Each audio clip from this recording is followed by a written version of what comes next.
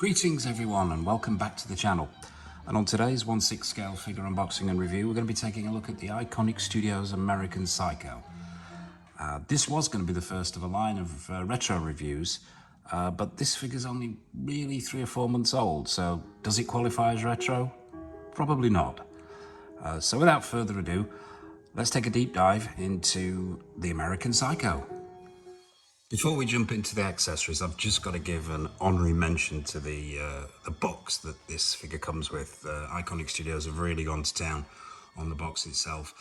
Apart from the fantastic artwork that you've just seen on the front of the box and this wonderful slipcover that it comes with, this blood spattered slipcover, when you take everything out of the box, what you reveal is this diorama printed on the inside of both the top and the bottom of the box. Nice touch, Iconiq Studios. You can see, great for posing with. You've got the living room there and the kitchen there. There's a picture of Bateman, of himself on the wall carrying the axe. CD player, obligatory. Another picture of him over here on this side. Yeah, nice little touch. So if you're wanting to, I mean, it's big. Fitting this into a detolf might be an issue. I personally won't be using this, but it's a nice touch for those who want to give a little bit more depth to the display. So without further ado, onto the accessories. Okay, so we're down on the table with the accessories. So what does Patrick Bateman come with? What does Christian Bale come with? As you can see, there are a lot of accessories. Iconiq Studios have really gone to town on this one. So I will make it as brief as possible. Let's start with the briefcase. Yeah, nice touch here. Solid plastic.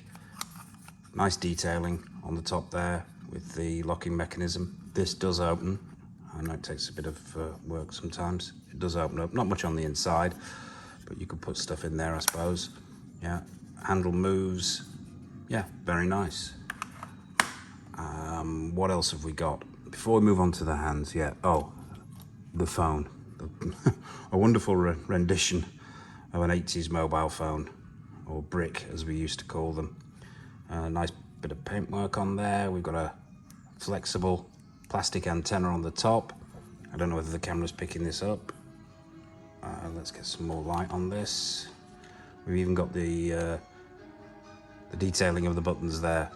Yeah, nice piece of work. Iconiq Studios, very, very good. What's next? Let's go to the nail gun, the infamous nail gun. Okay, let's get up and close on this. There's some nice paintwork going on there. I don't know whether the camera's picking this up. They've actually weathered this metal area. It's all plastic, but they've actually weathered that a little bit there to give it that extra edge of realism. Yeah, nicely done. Very nice little piece of work there. So that's the nail gun in all its glory. Moving on, we have a knife, kitchen knife. We've got some grip indentations there on the handle. Yeah, it's nice and shiny. This is a solid plastic piece. It's not metal, so no one's going to get injured unless you're being very, very psycho with it. What else have we got? This is very difficult to pick up. I don't know whether the camera's going to get the detail. There's actually the 1/6 scale business card. Patrick Bateman's 1/6 scale business card. I don't know whether you can see that, but it is actually perfectly detailed and you can read it. Nice touch. What else? It wouldn't be complete without the Walkman, another icon of the 80s, the cassette Walkman. So there's some nice detailing on this, some nice paintwork. As you can see the buttons there, you can actually see the functions of the buttons if you get up close and personal with it. I'm not sure the camera's picking this up. Headphones, solid, nice colouring on there. Yeah, nice touch. You can, and this is actually a piece that you can display on the figure if you are so inclined. So yeah. Oh, and look, there's even they've even coloured the buttons on the top. There's an attention to detail here from Iconiq Studios, which is outstanding. This is only my second Iconiq Studios piece, but I have to say from the get-go, I am very impressed. What else have we got? Now, this is meant to be Huey Lewis in the News. Obviously, they couldn't get the license, but they've done a mini CD and copied the actual front cover from the Huey Lewis album. And I believe this opens up. I've got to be very careful here. Yeah, look at that. Even down to the CD inside. Yeah, as I said before, an attention to detail here, which is absolutely fantastic. And there's a track listing on the back there as well. Okay, on to the axe. All plastic. Not much weathering going on here. There's a little bit of wood striation on the handle there. The head's quite clean. But yeah, I prefer a plastic axe, to be honest with you. I've got a couple of metal axes in the collection and they overbalance figures. They make posing quite difficult. So, yep, very nice. And all these are screen accurate, pretty much 100%. What else have we got? We've got the blood splatter effect. This goes over the end of the axe. There's some weathering to be done with this figure, but we'll talk about that in a bit. But yeah, nice touch, Iconiq Studios. We've got a full scale, and this is very, very nice. A full scale business card, yeah, printed onto solid card, yeah. So you have that to display. I will be displaying it with this. Nice touch again. Spare hand peg, and onto the hands themselves. First of all, we've got what? 1, 2, 4, 6, 8 hands, 2 on the figure, a total of 10 hands. Very good. Like to see a lot of hands, and I like to see hands that have been well done, as you know, if you watched any of my other videos. Yeah, let's get up close with this. Some very nice paintwork going on there. There's a reddening on the knuckles. There's, you can see the veins in the hands, the bone structure. Yeah, very, very nice. It's a relatively flexible plastic as well, which is what I like to see. I don't like them too soft and squishy, and I don't like them rock hard. There's a joke in there somewhere. So yeah, there's work on the fingernails as well. Yeah. So you've got gripping hands, you've got fisted hands, and you've got 2 gloved hands as well. Yeah. Now, paintwork once again. Very, very nice on these. The sculpt's very, very nice. Yeah, you can actually see the wrinkles there where the gloves meets the wrist. Yeah, very, very nice indeed. Lots of hands to go at, so lots of posing possibilities, which is what we like.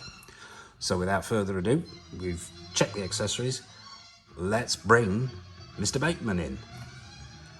Okay, in my haste to get to the main event, Mr. Bateman, I forgot probably 2 of the most important accessories, the coats. It comes with 2. The first one is the infamous plastic overcoat. Now, I've already had this posed, and as you can see, there's been some rubbing here inside the plastic. You need to be wary of this. This is actually coming from the jacket itself, where the arm is folded. Yeah, so be wary when you're having this on the figure for any length of time, with a pose going on where maybe the arms are bent and it's putting pressure on the inside of the coat. That colour will rub, yeah. But on the whole, this is a lovely, lovely, lovely piece. Screen accurate, magnetic. This is in the queue of things that is going to be customised, with some blood spatter down one side, so it's more screen accurate. But yeah, it's very, very nice. But as I said before, that rubbing, be wary of it. Also, you get the overcoat itself. Very nice material, very, very soft. Lined, as you can see. Colours accurate to the screen. I've had this on the figure. It falls very, very well. It's wired at the bottom here. If you're wanting to get a more sort of dynamic pose from it. Some lovely stitching there. Yeah, it's concealed stitching on the sides there. Yeah, very, very nice piece. This thing is a dust magnet, I will warn you now. Literally, straight out of the box, and it needed a clean. But yeah, I won't be using this in the posing that I'm doing when I'm having them on the shelf, but it's nice to have it there if you decide to change up some of those poses at some point. So yep, that's the 2 coats. Let's move on to the man himself. Okay, so we've got Mr. Bateman on the turntable, so you can have a 360. Nice proportions, nice base as well from Iconiq Studios. Better than average. There's a lovely pattern and design on there, and it's got some height to it. It looks like some thought's gone into the base. I probably will be using this base in the display. I have been using it previously. But yeah, that's just to give you an idea of the proportions and how he looks straight out of the box. So next, we're going to get more up close and personal. We'll take a look at the tailoring and everything else. So let's get him off the turntable. Okay, so off the turntable and down onto the table, and let's take a closer look at the tailoring, the head sculpts and so on. A quick mention to this base, pretty nice from Iconiq Studios, better than the standard, and I have to say that their eye for detail here is very, very good. I am liking this base. There's a nice sticker on there, some blood spatter effect. It says American Psycho on there. And it's one of those bases that I might actually use in the display stand, so that's nice. So let's take a closer look at the suit tailoring first. And yeah, pretty good. The proportions are good. The colouring, I believe, is screen accurate. It's that dark blue-grey pinstripe. It's very well tailored, as you can see. It falls well. The turn-ups there, the stitching is very nice. You have working pockets here. The actual the buttons themselves underneath are press studs, so there's none of that mucking around trying to undo 6-scale buttons, which is an utter nightmare. Underneath the jacket, high-waisted trousers, very iconic of the 80s. We got some braces there, and those braces, not sure the camera's picking this up, I've got a nice pattern on them. Yeah, and we've got the light blue cotton shirt with the white collar. Another great touch from Iconiq Studios is the material they've used in the tie.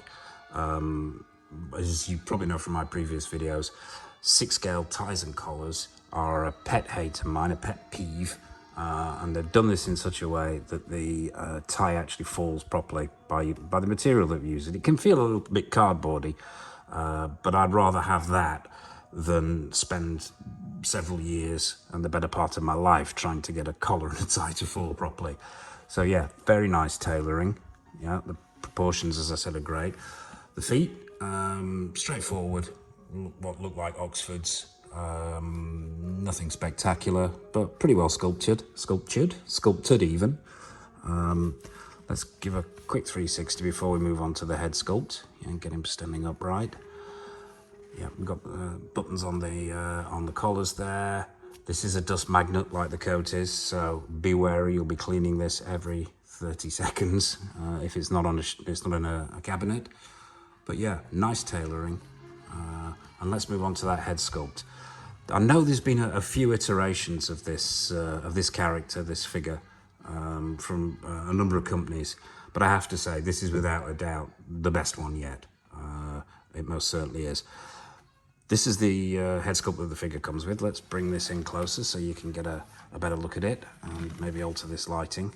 This is not the best lighting, but yeah, as you can see, that's definitely Christian Bale there. Multiple paint applications there. Eyes are nice and glassy. They've really captured that. It's got the slick back head. There's a tiny little bit of bleed in the hairline there, which is another one of my pet peeves with figures. I don't know whether you can see that.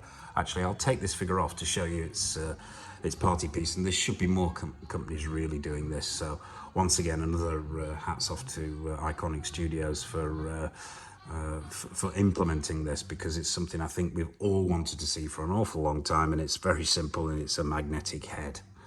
So much easier than the normal pegged heads. You still get the full range of movement. Yeah, you can still.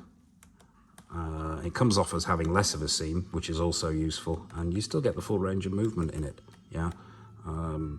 So yep, another big tick there in the Iconiq Studios box. But let's pop this head sculpt off and have a closer look. Let's get some lighting and get it right up into the camera so you can see that. Yeah, a very, very, very good Christian Bale head sculpt. Obviously, he was a little bit younger when this film was made. They've captured that age just right. The paint applications there on the lips, on the eyebrows, the profile, yeah, it's very, very good. This isn't a very, very good head sculpt. That's all I can say about it, really. The hair, the strands in the hair, the individual strands in the hair are fantastic. Yeah, outstanding work, Iconiq Studios. Very, very good. Yeah, excellent. And this does come with another head sculpt, which we'll bring in now, which is just over here, so bear with me. This is the one I'll be using and have been using, and yeah, from the Iconiq scene, yeah, where he takes an axe to his colleague. Yeah, this is fantastic. This really is. We've got the open mouth. There's some wonderful paintwork on the teeth there. We've got the blood spatter on the side of the face. Yeah, the hair is now all over the place because he's enjoying a spot of ultraviolence. Once again, it's got the same quality, multiple paints on it. Yeah, obviously magnetic like the other one. We'll just take this one off and pop this one on so you can get an idea of how it looks. And that's how easy it is to change the head sculpt. Yeah, really, all companies should be doing this. But yeah, there we have him in full-on attack mode. Yeah. So yeah, that's the head sculpts, that's the tailoring. What we're going to do next is what we always do, is add some accessories, get him into a pose, get him into the detolf, so we can have a look at him under the detolf light and see how he actually displays. So, over to the detolf. Okay, so we've got him in the detolf. Patrick Bateman is in the detolf. This is the head I'll be using to display him with, and pretty much the pose I'll be going with. There are some modifications I'm going to do to it, as I mentioned before, with the blood spatter and so on. This is the Iconiq try getting a reservation at the door, see her now pose. But yeah, it's a wonderful figure. It really is. A big shout out to Iconiq Studios for the quality of the work they've done here, not only in the head sculpt but in the tailoring. The body's pretty good. It is, the articulation is excellent.